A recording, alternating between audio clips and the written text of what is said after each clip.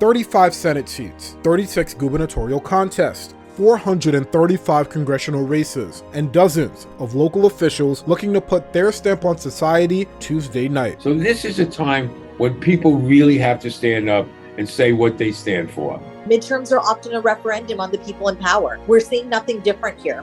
At stake, the balance of power in Washington and state legislatures across the country. On voters' minds, 4-decade-high inflation, the overturning of Roe v. Wade, democracy in the wake of the January 6th insurrection, surging crime rates in some of America's largest cities, and much, much more. With inflation going bonkers, the economy out of control, really unpredictable, I think voters are concerned and they want to take it out on the party in power. And in the White House, why is the president hoping to follow through on his legislative agenda over the next 2 years? Partisan divide has become the overwhelming factor in pretty much any contest. This is a WRHU special broadcast. Since President Biden's inauguration on January 20th, 2021, all eyes have been on the 2022 midterm elections. Traditionally, the midterms have been seen as a referendum on the party controlling the executive branch. Whether the Democratic Party can maintain control of the House and Senate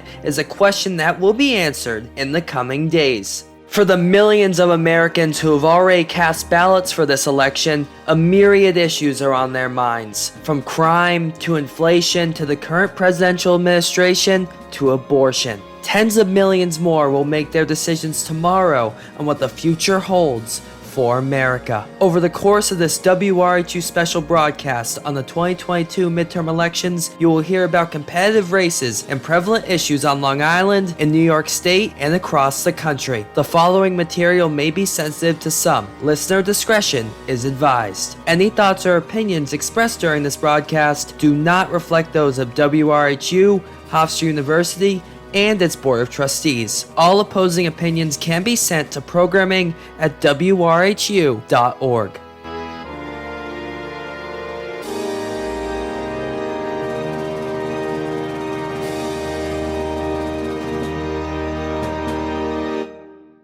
One issue that has been on the minds of voters as they head to the polls is crime.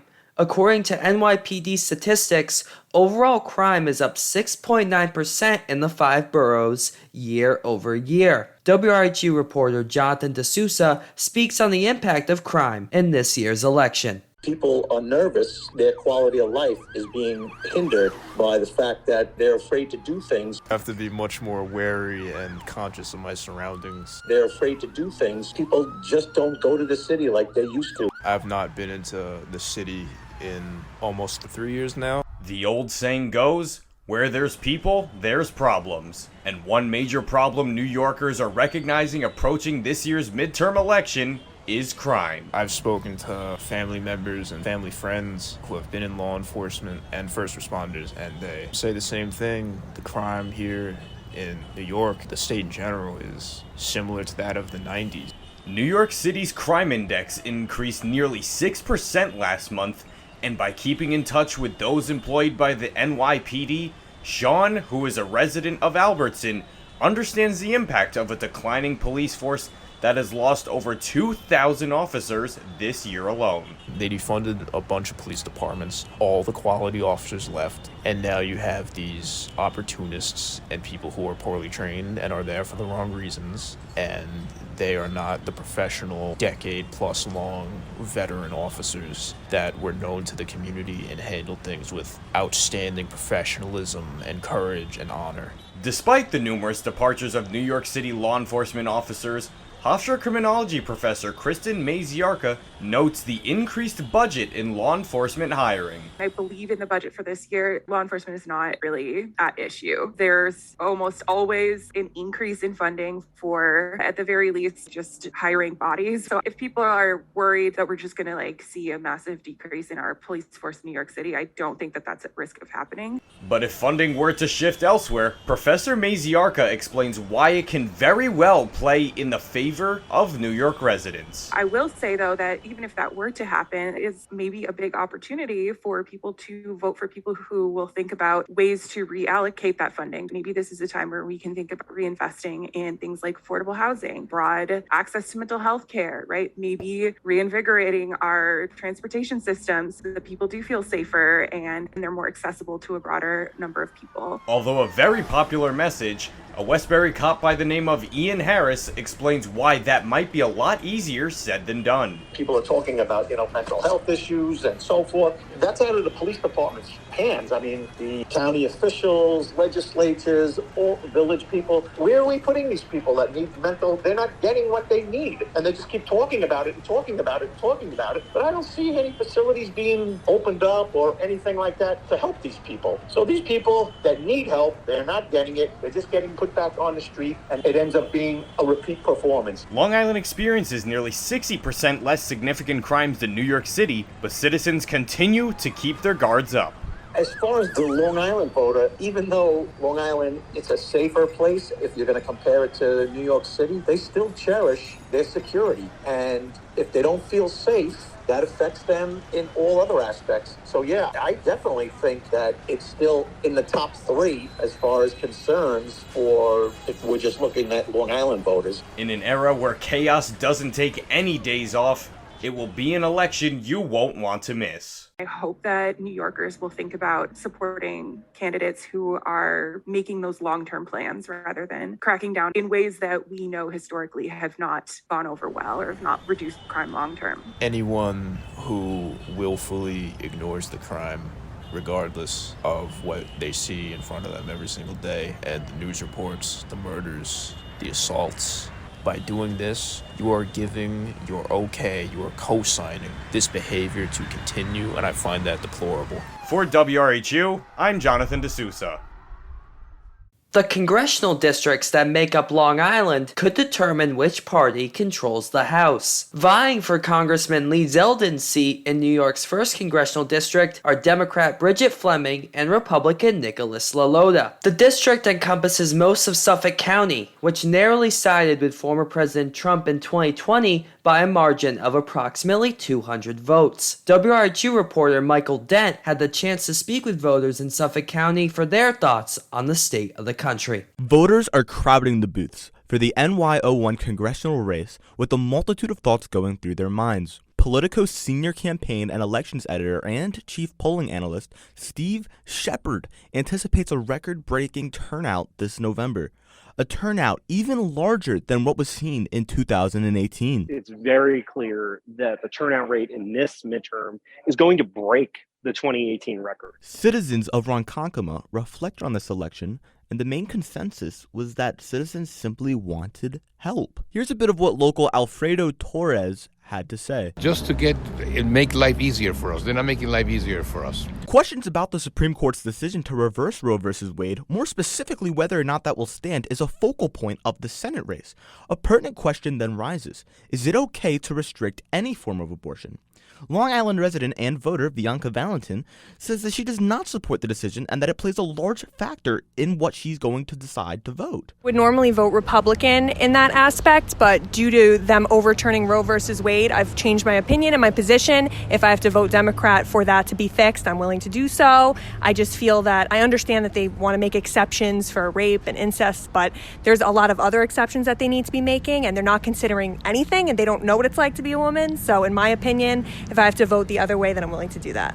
Voters continue to express frustrations with high inflation rates. The question then comes, which party will voters trust? Shepard from Politico once again shares his thoughts. I think losing control of Congress would allow Joe Biden, if he were to seek to run for a second term, to have a foil. If, the economy doesn't turn around and slips into a recession in 2023, as some or perhaps many economists expect, voters will be looking for someone to blame. And to the extent that right now Democrats control everything in Washington, it's difficult for them to pivot that blame onto Republicans.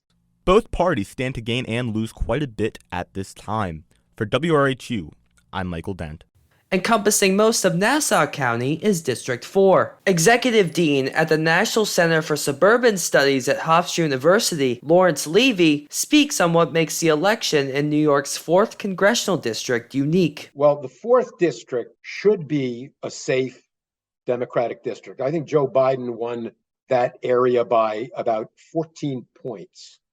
But because of the national headwinds that Democrats face, the unpopularity of Joe Biden, high inflation, perceptions of rising crime, regardless of the reality, have made all Democrats more vulnerable than they might be. Add to that the issues that helped cost Gillen her town supervisor seat last year are still in play this year, which again is more on the fear of crime and Democratic ties to New York City political figures. Like in the 1st District with Lolota, Gillen had a divisive primary, and the question is whether she's been able to bring together the various factions, while at the same time, Anthony D'Esposito is popular among Republicans. Levy also speaks about the New York Senate race, where Senate Majority Leader Chuck Schumer is vying to become the longest-serving senator in state history. He faces Republican challenger Joe Pinion. Chuck Schumer should be safe. It wouldn't be surprising if he won by some of the smaller or smallest margins that he has, but his opponent, Joe Pinion, has very little money to spend, and of the only inroads he would make in terms of margins would be based on the national trends that are a problem for all Democrats. When the population and housing census is taken every 10 years, that affects the amount of electors each state has, and thereby its representation in Congress. WRHU's Cody Millar speaks on the role of redistricting and gerrymandering in this year's election in Nassau County, as well as across America. Nassau County's redistricting process, like many others across the country, is bringing public concern to representation and who truly counts in today's political climate. Barbara Epstein, a board member of the East Nassau League of Women Voters, says districts historically have not been representative of the true population in Nassau County. The concern is that there be more majority-minority representation on the Nassau County legislature. Dr. Jonathan Service at Carnegie Mellon University says legislative bodies are required to attempt to have equal representation in legislative zoning. So in Congress, the U.S. Supreme Court has required that districts be as equal as practicable, and they've interpreted that to mean that the districts have to have exactly the same number of people in them. The census data used to determine districts is taken as if there's no margin of error. That only accounts for the raw data, not for the districts to be based on it. Last year in the New York State Legislature, it was an addendum to municipal law. And what it did was, in 10 years previous, what you could do is from one district to another. Again, we're looking at the size of each of the districts. There could be a 5% either side, plus or minus the number of people in that district. What the new municipal law did was it changed that, and this only applies to counties that have charters. Fiona Niaz, who completed research at the Eagleton Institute for Politics on redistricting across the U.S., says it's the public's duty to ensure accuracy in district zoning. Ultimately, at the end of the day, it's really difficult to get rid of gerrymandering as a whole. One side or a couple parties even are always going to feel like they've lost out in the process. And so the best way to proceed and go forward and make people feel like they've gotten a fair shake of things is to just make sure that there's public involvement and to make sure that standards and practices are as transparent as possible. So at least people know what's going on behind the scenes within their individual states' redistricting bodies, whatever system they may use. Often the conversation around gerrymandering is exclusive to congressional districts, but state legislative districts are just as important. State legislative elections, typically in those cases of gerrymandering, sometimes they're even more egregious than they are at the congressional level. And I would when we talk about the need for statewide reform, we shouldn't just be looking at the congressional side of things. State legislative side is equally, if not more important, particularly when we are talking about a post-Roe America. When we're looking at state legislative elections, those are more consequential on issues, again, of choice, of gun legislation, on a lot of hot button issues. Mimi Pierre Johnson, a community advocate from Elmont, New York, says people need to educate themselves in order for true change to take place. Many people sometimes don't realize the power you have when you actually understand the system and you relate it to how many people just do the social justice part or the legislative part, but you have to include the politics, and then you can understand how to put it all together and then fight the right way. Although the current redistricting is completed or underway, actions are already being taken for the 2032 redistricting process. What's really important is that we look forward and use this time between now and the next redistricting cycle in 2030 to stay vigilant and advocate for these reforms now, particularly in states where the option of ballot referenda, publicly introduced ballot referenda, are an option, because that's a way that we can make reforms in our own states that will, again, better reflect competitiveness, better reflect representation for communities of color. Because if we wait until 2030, it'll be too late. For WRHU, I'm Cody Millar. The New York race that has drawn the most national attention is the New York Gubernatorial contest. Incumbent Governor Kathy Hochul assumed office in August 2021 following Andrew Cuomo's resignation over sexual harassment allegations. She is vying to become the first ever elected female governor in New York State. Up against her in the general election is Representative Lee Zeldin, who amassed approximately 44% of the vote in the June primary against challengers Andrew Giuliani, Rob Astorino, and Harry Wilson. Zeldin is vying to become the first Republican Jewish governor in New York history. WRHU reporter Lucas Pino walks us through why this race has garnered such national attention. The New York governor race between Republican Lee Zeldin and incumbent Democrat Kathy Hochul has garnered national attention. On October 26th, a debate was held between the two candidates. One of the biggest talking points throughout was how to address crime. Crime has gone up 6% since October 2021, according to a report by nyc.gov. Former New York State Senator David Carlucci says Republican politicians across the country have done a good job handling this pressing issue. And I think what Republican politicians have been able to do well is paint some of the justice reforms issues that we've done, like a cash bail reform, and paint that as the culvert for increased crime. When we know, looking statistically around the country, crime is up everywhere.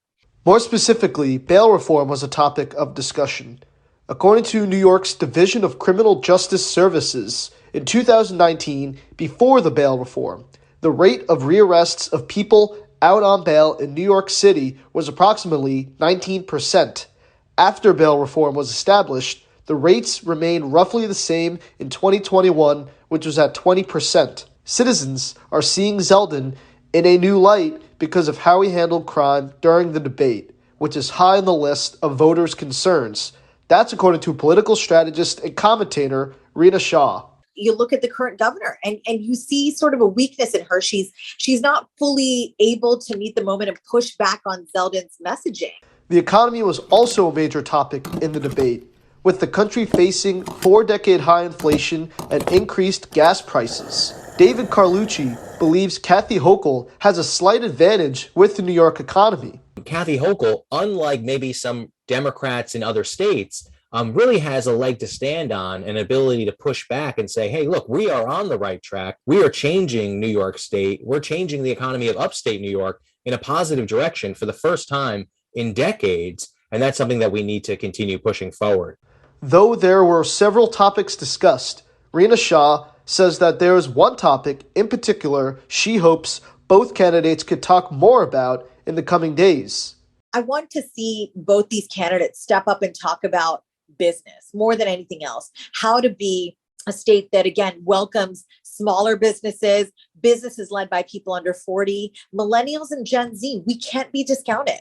We are people that can be job creators, but we've got a lot of policies out there from the top down, actually, and I'm talking federal level, that stymie innovation and competition. New Yorkers want to see change, which is why political veteran Sid Davidoff believes it is important that they go out and vote. So this is a time when people really have to stand up and say what they stand for, and not vote an anger vote because it didn't go far enough on the left or the right or whatever it may be. You vote for the individual who's going to lead this state for the next 4 years. This is one of the most important elections we've seen since Pataki Cuomo. At the start of September, Kathy Hochul had a 16% lead over Lee Zeldin in the polls. However, the race has become much tighter since the debate. According to a poll from thehill.com, 52% of citizens would likely vote for Kathy Hochul, while 44% would likely vote for Lee Zeldin. If Lee Zeldin were to win, he would be the state's first Republican governor since 2002. If Kathy Hochul wins, she will become the first female ever elected as governor in New York State history. Reporting for WRHU, I'm Lucas Pino. Nevada has similarly drawn national attention for its close Senate and gubernatorial races. On the presidential level, Nevada has sided with the Democratic candidate for the past 4 contests. To guide us through what Nevada voters face as they head to the polls this year is WRHU reporter Nick Costanzo. Nevada is a battleground state with an increasingly diverse population. Voters most concerned with the economy favor Republicans, but Nevada's population is also roughly 28% Latino. Latino voters are critical in determining Nevada's outcomes. Here is a former political media analyst for Fox 11, Ana Valdez. Latino vote will be very, very important.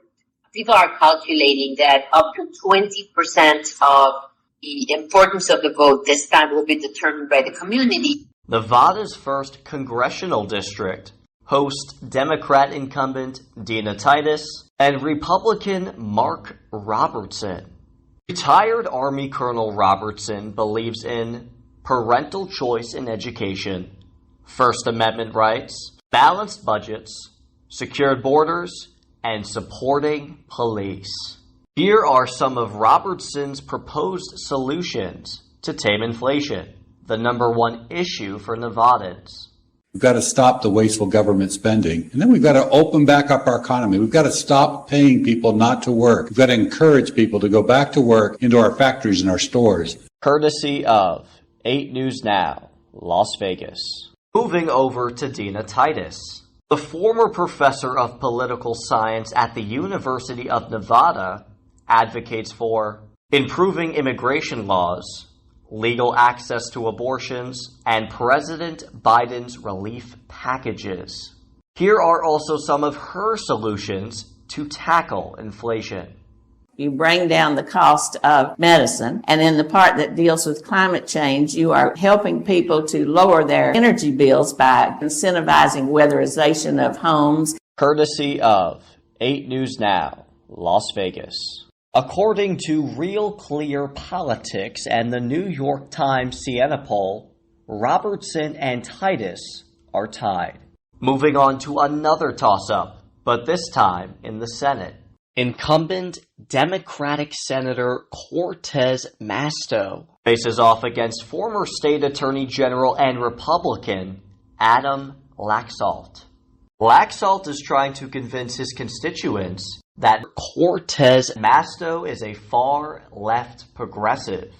Senator Cortez Masto has been a radical leftist. The bottom line is she's hiding from her record. She does not want people to say, do you support their agenda? Because she's been lying to voters for the last many months that somehow she's independent. Courtesy of Fox Business. And finally, the governor's race. Democrat incumbent Steve Sisolak takes on newcomer Republican Joe Lombardo. Sisolak believes in a woman's right to choose, large funding for education, increasing the minimum wage, and lowering health and child care costs. Here is Sisolak touting one of his higher advocated issues, educational funding.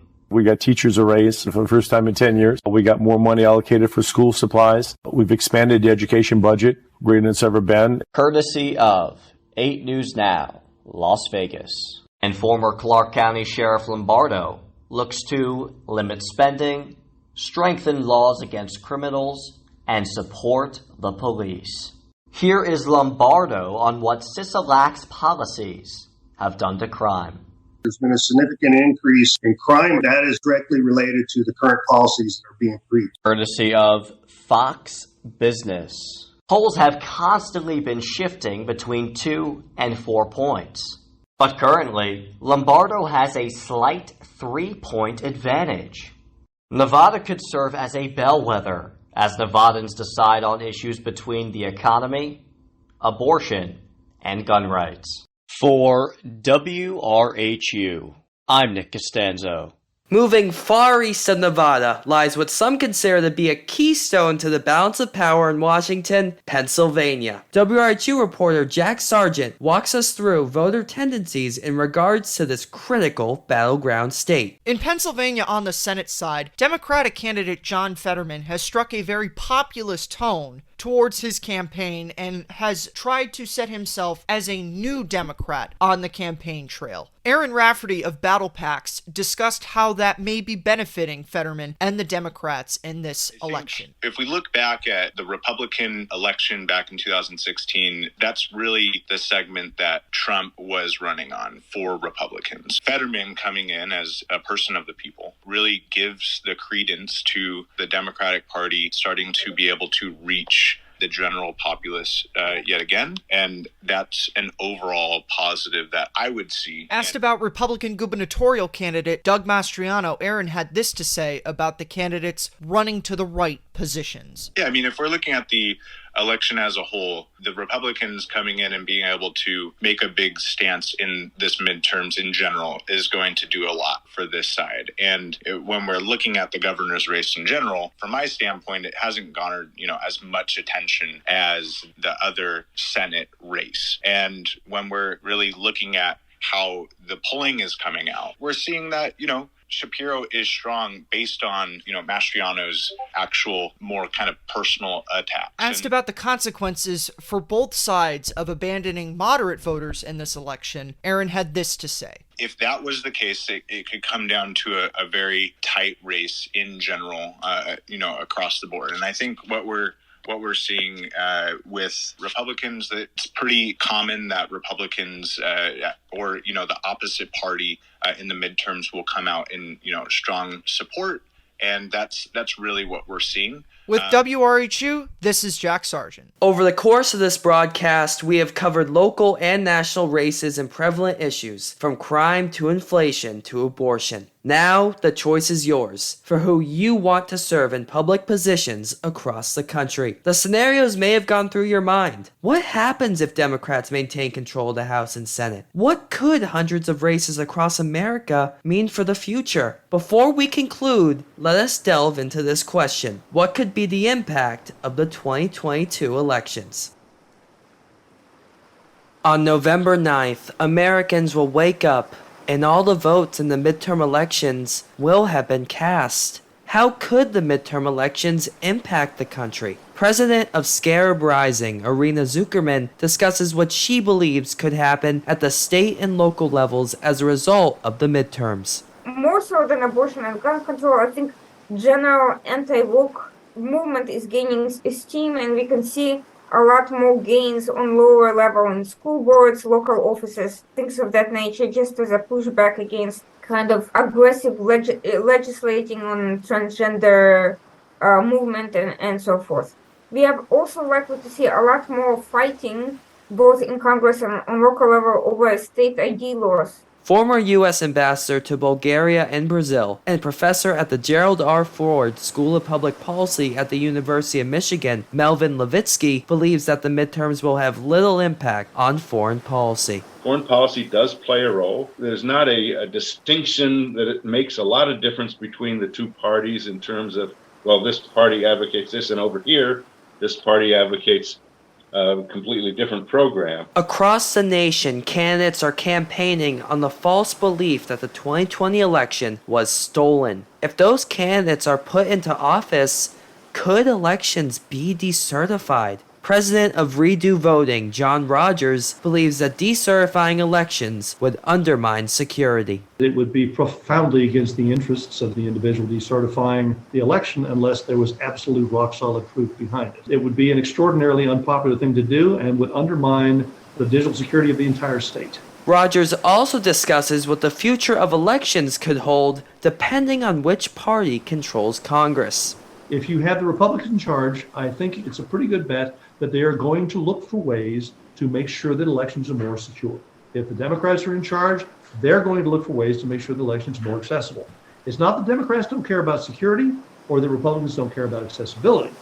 It's just those are their main concerns. Finally, what could the midterms signify for the 2024 presidential race? Zuckerman believes that Republicans want to move on from former President Trump. I think many Republicans are hoping that President Trump is not going to make a comeback just to move on, but they can't necessarily control him because many people are not happy about his mishandling of Senate races and among other issues, not to mention the various and assorted scandals he's associated with, and they want to move on. He hasn't expanded his base beyond his hardcore supporters. Only time will tell what the 2022 elections end up bringing forth. For now, Americans look only towards the horizon, the waves endlessly battering on the shore. For WRHU, I'm Michael Richardson. A thank you to everyone involved in making this broadcast possible, and thank you for listening.